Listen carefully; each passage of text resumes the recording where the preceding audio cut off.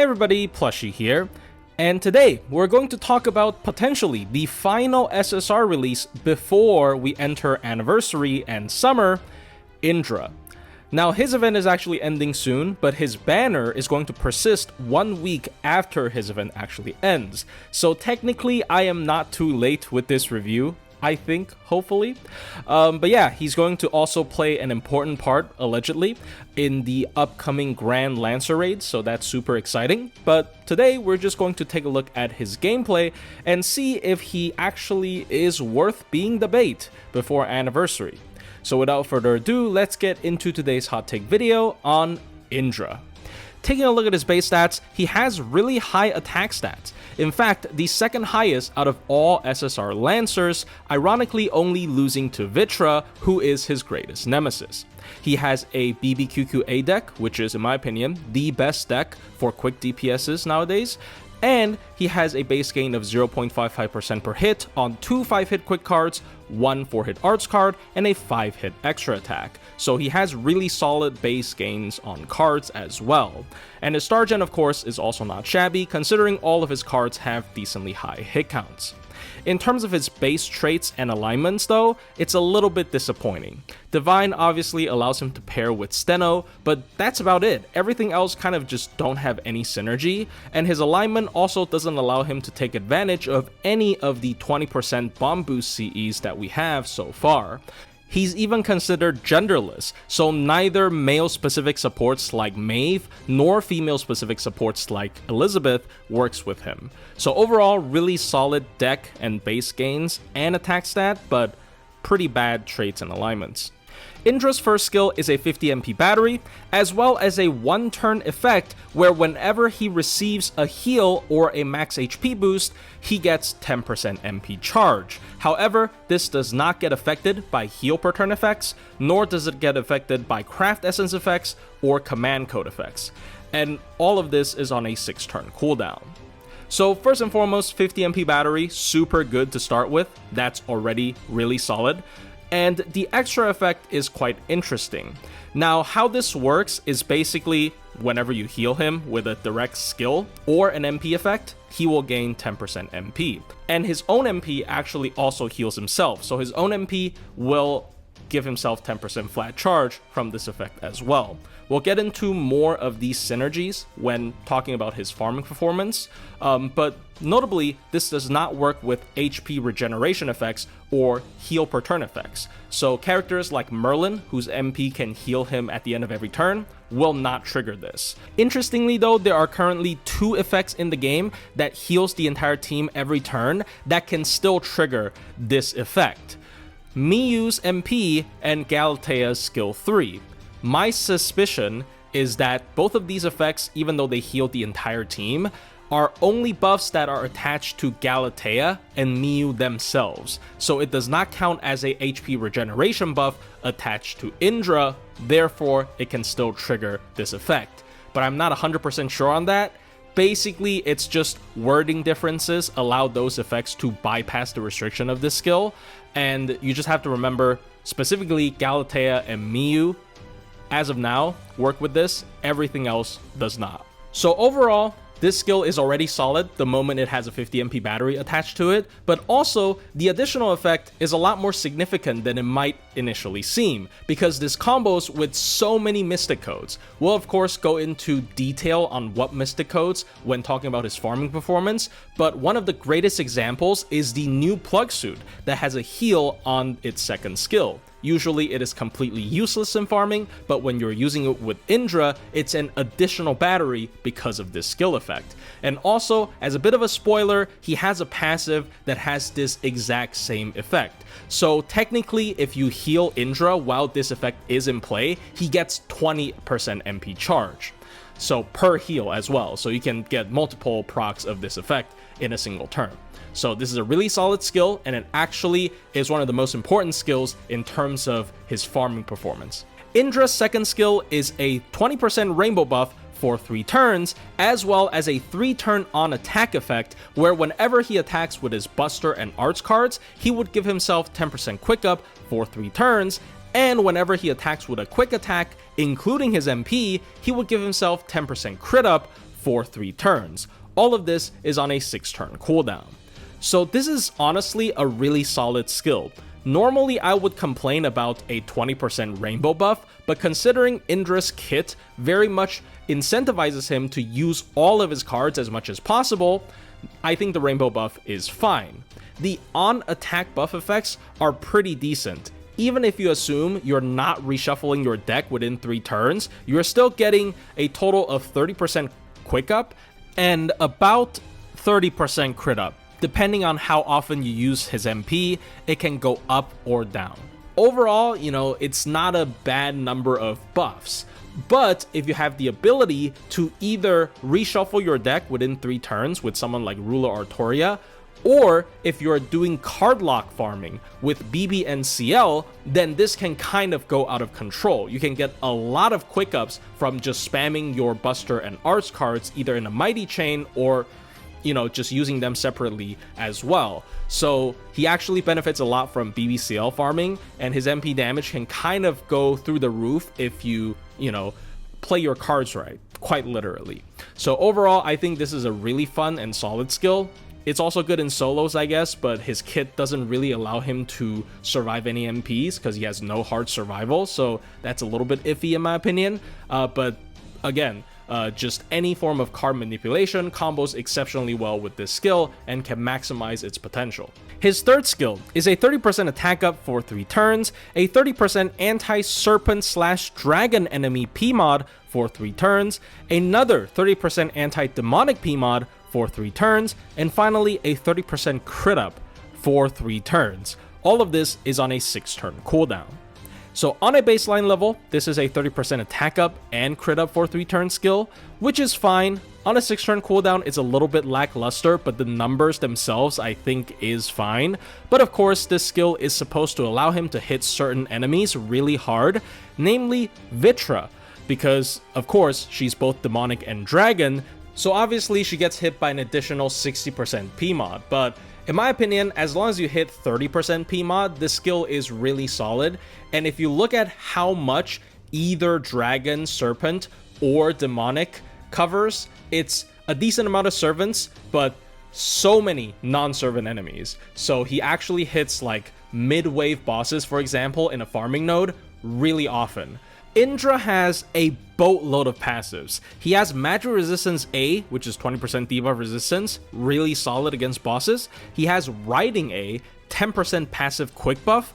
As a quick AoE unit, this is super good.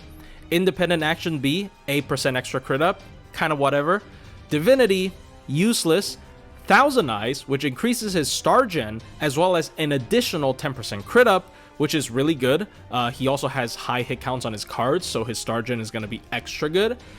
And of course, the most important one, in my opinion, he has a passive 20% heal boost, as well as the exact same effect we just described in his first skill. So he gets 10% MP whenever he gets healed or a max HP boost.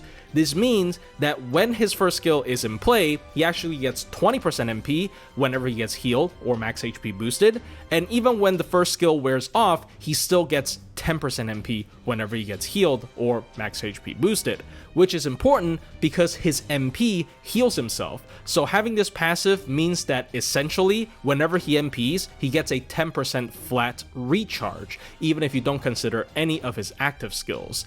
And finally, Indra's MP is an AoE 6-hit quick MP that removes all buffs before it does damage. And it also heals himself by 3000 HP after it does damage. And finally, its overcharge effect is a 10% MP damage up before damage for 1 turn that scales all the way to 30%. So the MP is actually very simple. Its refund is considerably worse compared to Galatea and Bradamante, not just because his base gains are not as good, but also because he has no MP game boost skills in his skill set, unlike Bradamante and Brittlemark.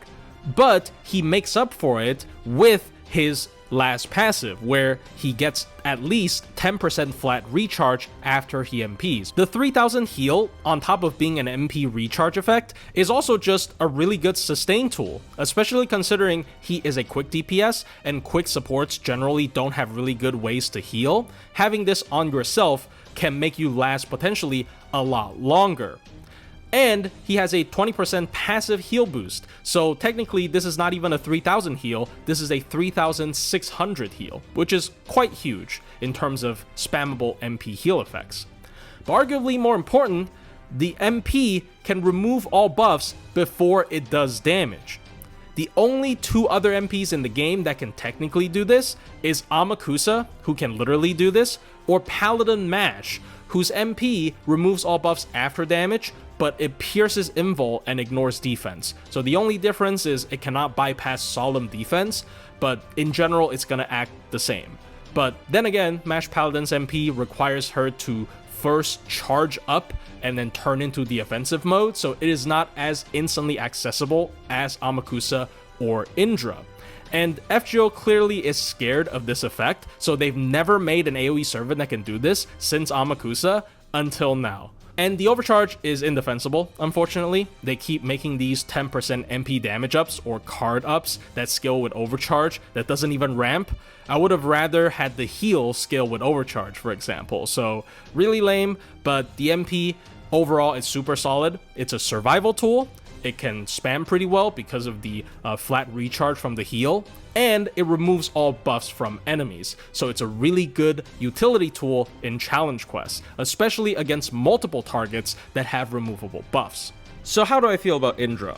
Well, first of all, let's take a look at his farming performance. He is a single core quick looper, and luckily enough, we have two other SSR quick AoE lancers we can compare him to, Britomart and Bradamante. And today, the two comps we're going to be looking at is Triple Scotty as well as Double Summer Scotty Plug Oberon, both using the new plug suit, looping against 3 Berserkers without equipping any CEs, because I think that is the most fair. None of them actually need any starting charge CEs to loop anyways. So taking a look at the numbers here, they are honestly very close to each other. Indra losing at MP1 a bit to the other two, especially on wave 3, because he doesn't have an MP upgrade while the other two do. So MP upgrades scale better at lower MP levels if you're not aware, so that is very natural. And at MP5, Indra, of course, flips the script and becomes the higher damaging DPS out of the 3. So yeah, I think Indra's damage is absolutely fine. Even at MP1, where he's supposed to lose, he's not losing by a lot. However, looking at all these numbers, it's not particularly impressive in any way. It just feels very much same-ish across the board with these 3 units, no matter what comp we're looking at. And if your competition is Bradamante and Britomart and you're just about on par, unfortunately, I feel like most people aren't gonna be very excited about that kind of performance. Now, Indra obviously have different battery spreads compared to the other two, because Indra has a bigger battery but worse refunds, but then again, he makes up for that worse refund with the flat MP recharge from his MP, because it heals and he gets charged whenever he gets healed. So I would say in general, Indra can loop a little bit more nodes than Bradamante and Britomart, but it's not going to be that different anyways, and it's going to come down to what kind of anti-traits you are hitting with these Lancers. Indra, of course, has his anti-dragon/serpent and anti-demonic, which funnily enough overlaps with Bradamante's anti-earth quite a bit, and all of them are 30% P-mods, so unless Indra's hitting both, they're going to be pretty close to each other still. And Britomart is the most unique one, who has anti-rider as a super effective, and also anti-riding, which is going to be mainly only on servants. Indra does have one more trick up his sleeve that can potentially push him above the other single core looping Lancers. And that is, of course, his most unique healing gimmick. And there are a lot of Mystic Codes that have heal effects that people just never consider, because obviously it is useless in farming until now. Obviously, I'm not going to go through them one by one, but generally, the more relevant Mystic Codes are going to be ones with really big offensive buffs, like Arctic, which can now give Indra additional MP charge, or Mystic Codes that already have battery effects that can now give even more battery, such as Mage's Association. Arguably, the most relevant Mystic Code is going to be the new Plug Suit. It is already the most used Mystic Code in any farming, and now it can give Indra even more battery, which is really good. this actually, in my opinion, pushes him above the other two quick AoE Lancers in terms of looping performance. The other super relevant Mystic Code to combo with Indra, in my opinion, is the Winter Casual, which has a party-wide 20% quick and arts double buff, which of course matches Indra's MP type. Really nice. But most importantly, it has a 10% party-wide MP battery that also has a heal effect. So it is essentially an AoE 10% battery, but for Indra, it can go up to 30%. And this can actually help Indra perform really well in multi-core farming.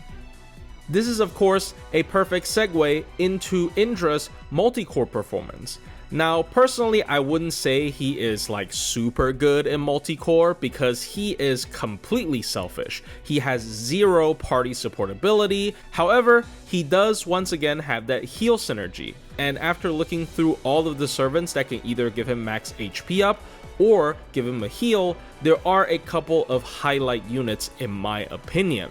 First and foremost, Azumi no Isora is already a pretty good multi-core farmer. She has the Taikobo battery with self 50 and party 20% MP battery, and that skill gives the entire party max HP up for 3 turns, meaning that this can actually charge Indra up to 40% or at the very least 30%. So that is pretty nice, especially when comboed with a max out of Pen 2 and his 50 MP battery. Another unit that can give the party max HP up is Ereshkigal. She doesn't actually have that much party buffs unless you use her MP to give the entire party attack up. However, she is also a Lancer, just like Indra, so I do think the chances of them being paired together is not low. In a similar vein, Pretender Liz basically is going to have class advantage against archers alongside Indra, and she also is a party 20% MP charger. So the case is very similar to Azumi no Isora, where this party 20% charge skill can also boost the entire party's max HP. So it can potentially be a 40% MP charge for Indra, or at the very least 30%. Nero Bride arguably is the best out of the bunch because she's not just good for multi-core, it's very much justified to use her as a single core looping support. Quick looping already very much appreciates Nero Bride's MP gain boost, and in many cases is actually preferred over a third Scotty. And Nero Bride, of course, now having an additional heal skill for Indra, can actually act as a 50% MP charger instead of just a 30% MP charger, which can significantly boost the flexibility of Indra's quick looping. So yeah, Nero Bride obviously can act as a multi-core DPS because she herself has damaging MP, but also just a really good support in general for Indra. Benyema is once again extremely similar to Azumi no Isora. She has the exact same battery spread as her, with a self 58% MP battery and 20% MP battery for her other two allies. And her party-wide MP charge skill has the party-wide heal, so it can give Indra 30 to 40% MP charge. So basically the single target version of Azumi no Isora, so going to actually probably work better than Azumi no Isora with Indra in a lot of the cases. And finally, Tiamat is another super interesting unit to talk about in terms of the heal synergies, because Tiamat's third skill is a party-wide 10% MP battery as well as a party-wide heal. So this skill alone can give Indra either 20 or 30% MP charge. But this skill only has a 2-turn cooldown, so Tiamat can easily use it twice in a single farming node. This means that this can potentially charge Indra twice with the heal as well as its base MP charge effect. There are of course a lot of other units that can heal, that can combo with Indra, and also it's not like you have to pair Indra with someone that heals in order for him to farm in a multi-core setup. However, I think the bigger problem with Indra and multi-core is just how you can actually justify putting him in.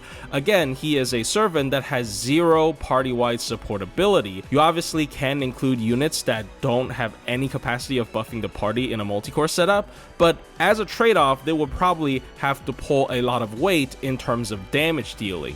And unlike some of the hardest hitting nukes out there, especially as an AoE, I think Indra, unless hitting double trait with his skill 3, is not going to be doing enough damage to justify including in most 90++ farming. In terms of challenge quest performance, Indra has two main selling points. Number one is of course his buff removing MP before the MP does damage. Obviously, most super important buffs nowadays are not removable, but still, there are a lot of bosses that just like to spam removable buffs, or in very rare cases, there are going to be, even break effects that are really important to the boss gimmick that just happens to be removable, such as Kamazot's break bar Red Guts. So full buff removal on all enemies is still very valuable, especially if you're fighting against multiple servants, for example, in a challenge quest.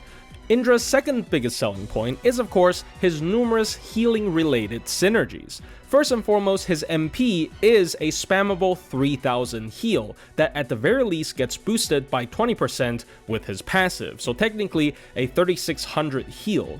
And that is extremely valuable, especially as a quick DPS, because if you haven't noticed, quick supports don't really heal. Now personally, I don't think it's super necessary for quick to ever receive a good healing support. However, having some DPSs occasionally subvert that expectation is also pretty interesting, especially considering Indra's MP is not just a good DPS tool, it's also a very good utility tool that you might want to keep on the field for as long as possible, because full buff removal is just that good in certain circumstances. And of course, this especially is good if you're equipping him with a Black Grill, which has a HP demerit, and in short amount of turns, you might not feel it at all, but when the fight drags on, it kind of hurts if you have absolutely zero ways to heal yourself. The healing, of course, extends beyond just being a sustain tool. Indra can also combo with healers and get more charge from being healed. And of course, the healer's healing would be more effective on Indra as well. The biggest problem with that is what I just mentioned, Quick not having a lot of good healing supports. So if you're just running him in a standard Quick team, you're not going to get any healers. However, there are still a decent bunch of units that can combo with him that can also trigger the MP charge whenever he gets healed or a max HP boost. The most obvious one for the quick card type is going to be Osakabe Hime, and I think she's honestly a pretty solid support after her most recent buff, and Osakabe Hime can provide the entire team with defense up as well as max HP up. The max HP up is not going to get boosted by Indra's healing passive, but it will trigger the passive to give him more charge. So you can kind of use Osakabe Hime as a quick Tamamo of some sorts, as an engine if you don't want to run the standard double Scotty comp. Speaking of Tamamo, you can also pair Indra with Tamamo.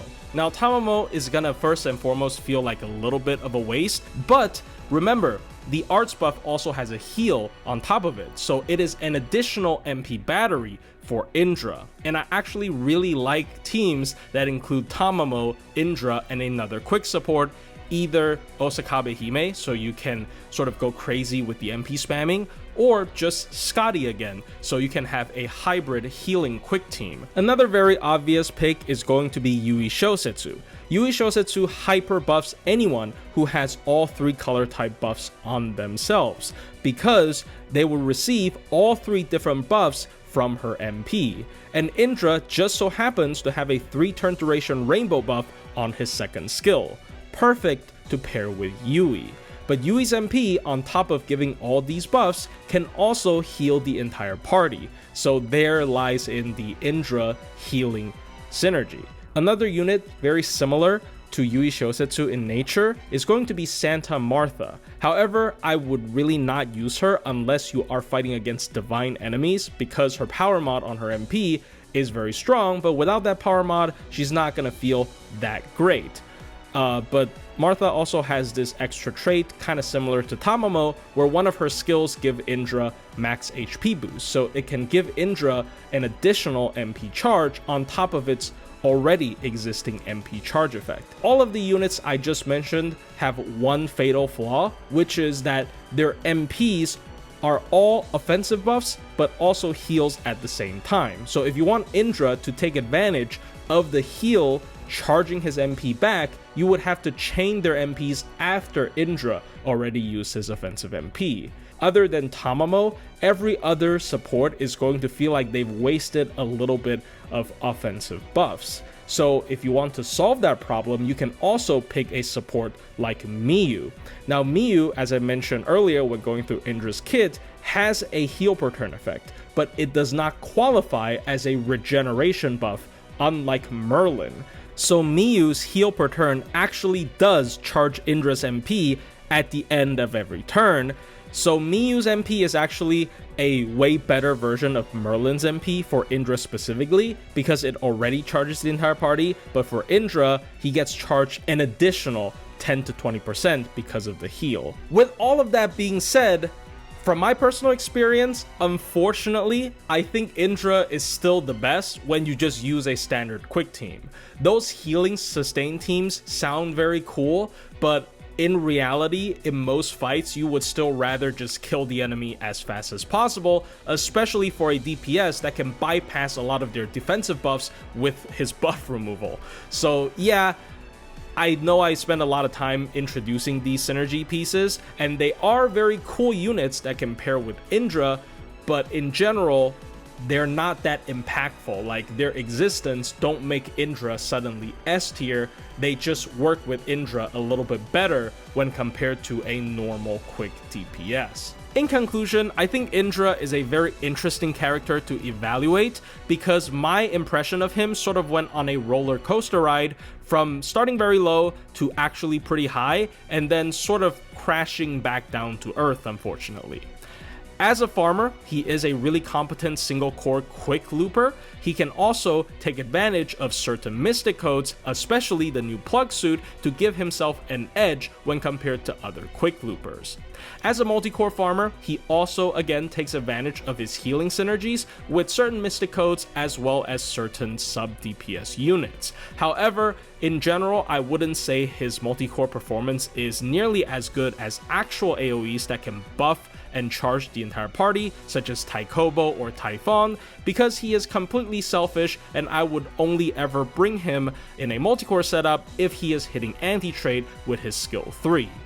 As a challenge quest DPS, he is first and foremost a spammable AoE buff removal unit. If you want that kind of archetype, it's really rare and Indra can serve as a really competent option. However, if you don't need that, he also has interesting synergies with healers that you can potentially build a stall team out of, but in general, I would say he is just going to feel like any other quick AoE DPS that has a little bit more sustain because of the heal, but then again has a little bit less ability to tank enemy MPs because of a lack of any form of hard survival.